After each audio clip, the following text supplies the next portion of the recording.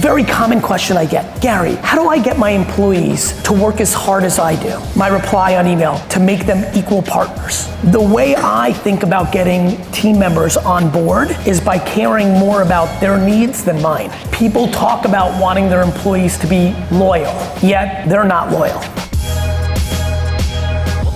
When I was 14 years old, the first time I worked in my dad's liquor store, he didn't say a single thing to me on our 40-minute drive to the store until we got to the parking lot. And then he turned to me and he looked at me and he said, keep an eye on the employees, they all steal. As I'm older now, I understand him. At the time, I was very emotional about this.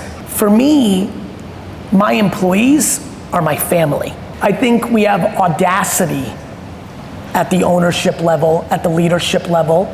The way I think about getting team members on board is by caring more about their needs than mine. The way I do it is through empathy and compassion and putting myself in their shoes and asking why would they want to be on board. I reverse engineer their emotional graph, and then on an individual basis, I try to understand where they are on their journey. Sometimes kids come into my company and the first time I sit down with them, they say to me, one day I'm gonna run this whole company. And I'm thrilled. I'm like, please, I'm getting old, you know? That same employee 5 years later sometimes walks into my office and says, I need more work-life balance. Because now they fell in love and they're starting a different chapter of their life. And I love that. I don't judge them for not wanting to work 14 hours a day anymore. I respect that that's their interest. I think it's a leader's obligation to reverse engineer the wants and needs of the people on their team, not only philosophically, but in reality on a day-to-day basis. And I think that's a very, very hard thing to do, but I think it's required to build something big. When you have the intent to care, you ask the questions. You know, when people come up with excuses of why they haven't accomplished something, it's often predicated on the fact that they didn't want to know the answer at the time. Do you know how many business owners avoid one-on-one conversations with their employees because they're scared they're gonna ask for a raise? So that one's very easy. It's called intent. One of the hardest things for a room like this to do to build scale is letting go. You know, people want to micromanage because they don't realize their ego is tied up in it. People that start businesses have incredible pride in being the best at the thing, to the demise of scale.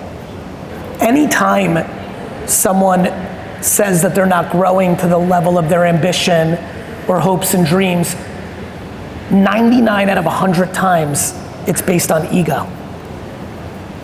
They're incapable of creating scale because they fear scale, because they fear it in two ways. One is a very good one.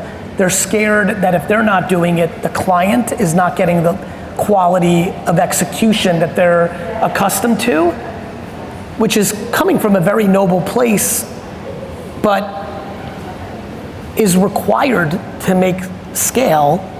Or two, they don't realize how much pride they have in telling everybody that works for them that they're better at the thing than all of them. Both of it comes from a place of fear. You know, I think a lot about that when I talk to businesses that entrepreneurs run.